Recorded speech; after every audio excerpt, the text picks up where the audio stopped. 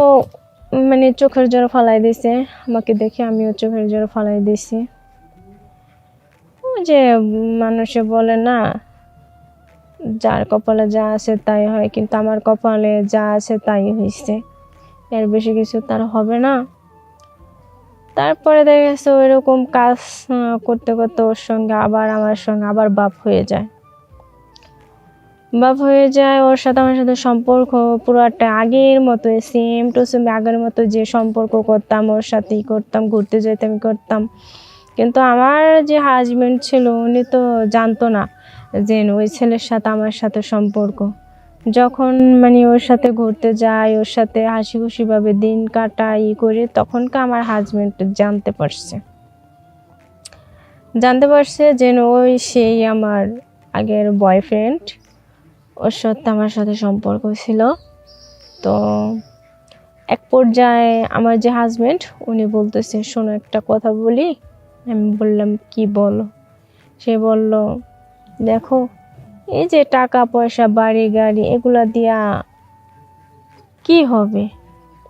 টাকা পয়সা তো আজ আছে কাল নেই, আমি বুড়ো হয়ে গেছি, আমিও মরে যাব, যাই হোক কোনো সমস্যা নাই। তো আমি বেঁচে থাকতে তুমি কোনো কিছু করো না। আসসালামু আলাইকুম দর্শক, সবাই কেমন আছেন? আশা করি সবাই ভালো আছেন। তো আপনাদের মাঝে আমি একটা গল্প নিয়ে আসছি, বাস্তব জীবন কাহিনী আমার, সে গল্প বলার জন্য আপনাদের মাঝে আসলাম। তো আমার এই ভিডিওটা সম্পূর্ণ শুনবেন, না টেনে। তো আমার নাম হচ্ছে যে সুরমি, আমার দেশের বাড়ি হচ্ছে নেত্রকোনা। তো আমার জীবনের লাইফে বাস্তব ঘটনায় আমি আপনাকে বলি। তো আমার কলেজের লাইফে একটা ছেলেকে আমি ভালোবাসতাম। আমরা একটু বড় লোক ছিলাম, আর আমি যে ছেলের সঙ্গে সম্পর্ক করতাম ওই ছেলেটা একটু গরিব ছিল। তো দেখা গেছে আমি যখন সম্পর্ক করছি ওর সঙ্গে, আমার অনেক জায়গা থেকে দেখতে আসে, কিন্তু আমার কোনো ছেলে পছন্দ হয়নি। কারণ আমি যার সাথে সম্পর্ক করি ওকেই আমি বিয়ে করব। কিন্তু বিয়ে করব, আমার বাবা মা ওর কাছে আমাকে দিতে চায় না, বা বিয়ে দিবেও না। তো যখন আমি কলেজে পড়ার পর তখনকার জীবনে ফার্স্ট ওই ছেলের সঙ্গে আমার সঙ্গে সম্পর্ক হয়, এবং কি তাকেই আমি ভালোবাসি। সেও আমাকে মন প্রাণ দিয়ে অনেক ভালোবাসে, আমিও তাকে ভালোবাসি। তো পর্যায়ে দেখা গেছে ওরা গরিব দেখে আমার বাবা মা বিয়ে দেয় নাই। তো অনেক জায়গা থেকে সম্বন্ধ আসে, আমার বাবা মার পছন্দ হয় না। এক সময় মানে কি বলবো আপনাদেরকে, সে একজন সরকারি চাকরি করে। এই সময় আমার একটা বিয়ের ঘর আসে। সেই ছেলেটা সরকারি চাকরি করে। তো ওই ছেলের সঙ্গে আমার সঙ্গে বিয়ে ঠিক হয়। ঠিক হওয়ার পর আমার বাবা মা তার সঙ্গে বিয়ে দেয়। বিয়ে দেওয়ার পরে তারপরে 15 বছর পর, বিয়ের 15 বছর পর ঠিক আছে, তারা তো অনেক বড় লোক, অনেক জায়গা জমি ধন সম্পদ অভাব নাই। বিয়ের 15 বছর আমাদের কেটে যায়। এখন এগুলা তো, সে তো বুড়ো হয়ে গেছে 15 বছর পরে, আমি তো এখন একটা ইং বয়সের মেয়ে।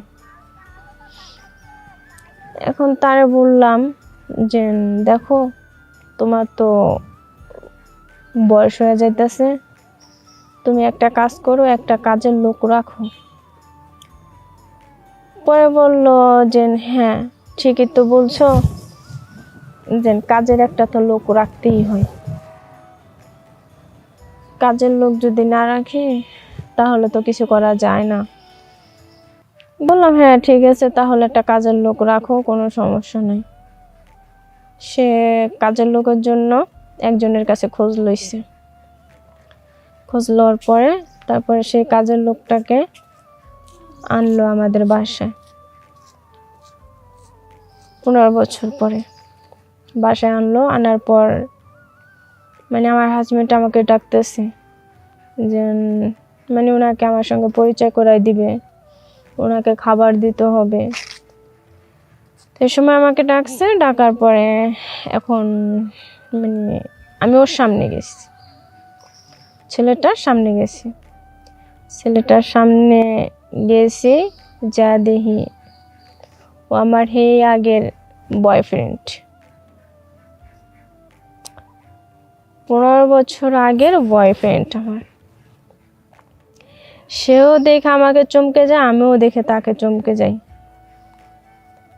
তারপরে যাই হোক, সমস্যা নাই। ও মানে চোখের জল ফলাই দিছে আমাকে দেখে, আমিও চোখের জল ফলাই দিছি। যে মানুষে বলে না, যার কপালে যা আছে তাই হয়, কিন্তু আমার কপালে যা আছে তাই হয়েছে, এর বেশি কিছু তার হবে না। তারপরে দেখা গেছে ওইরকম কাজ করতে করতে ওর সঙ্গে আবার আমার সঙ্গে আবার বাপ হয়ে যায়। ওর সাথে আমার সাথে সম্পর্ক পুরোটা আগের মতো, সেম টু সেম আগের মতো যে সম্পর্ক করতাম ওর সাথেই করতাম, ঘুরতে যেতাম করতাম। কিন্তু আমার যে হাজবেন্ড ছিল উনি তো জানতো না যে ওই ছেলের সাথে আমার সাথে সম্পর্ক। যখন মানে ওর সাথে ঘুরতে যাই, ওর সাথে হাসি খুশিভাবে দিন কাটাই করি, তখনকার আমার হাজবেন্ড জানতে পারছে যে ওই সেই আমার আগের বয়ফ্রেন্ড, ওর সাথে আমার সাথে সম্পর্ক ছিল। তো এক পর্যায়ে আমার যে হাজবেন্ড উনি বলতেছে, শোনো একটা কথা বলি। আমি বললাম, কি বলো? সে বলল, দেখো এই যে টাকা পয়সা বাড়ি গাড়ি এগুলা দিয়া কি হবে? টাকা পয়সা তো আজ আছে কাল নেই, আমি বুড়ো হয়ে গেছি, আমিও মরে যাব, যাই হোক কোনো সমস্যা নাই। তো আমি বেঁচে থাকতে তুমি কোনো কিছু করো না, কারণ সেটা আমি সহ্য করতে পারবো না। যখন আমি মারা যাই তখনকার তুমি বিয়ে করো, কোনো সমস্যা নেই।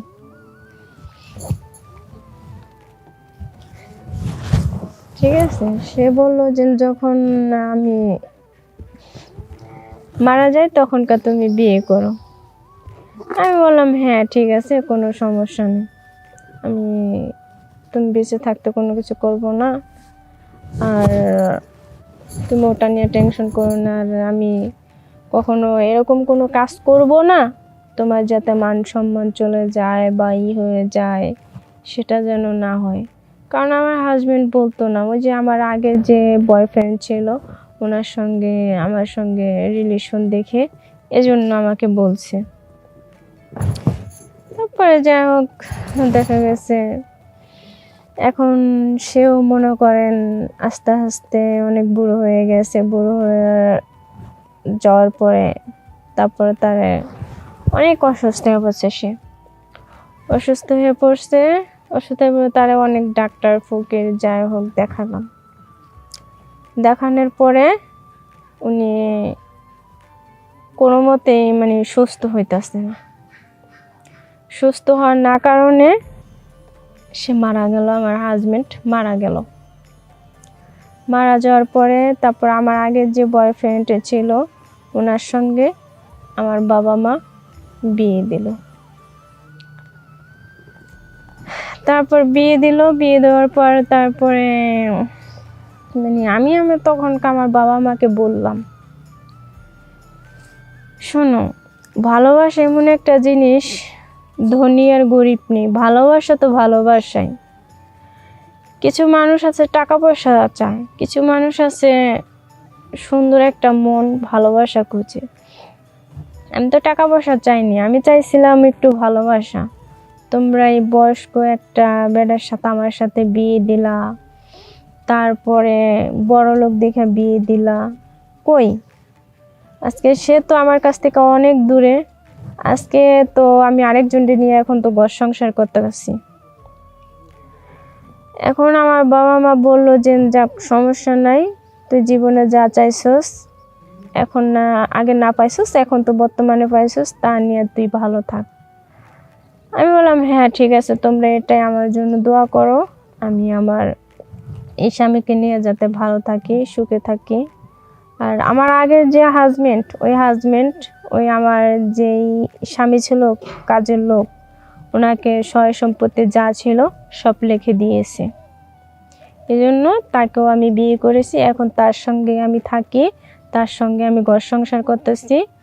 আর এখন দুজনেই অনেক হ্যাপি আছি। সবাই আমাদের জন্য দোয়া করবেন, সুস্থ থাকবেন, ভালো থাকবেন। আল্লাহ হাফেজ।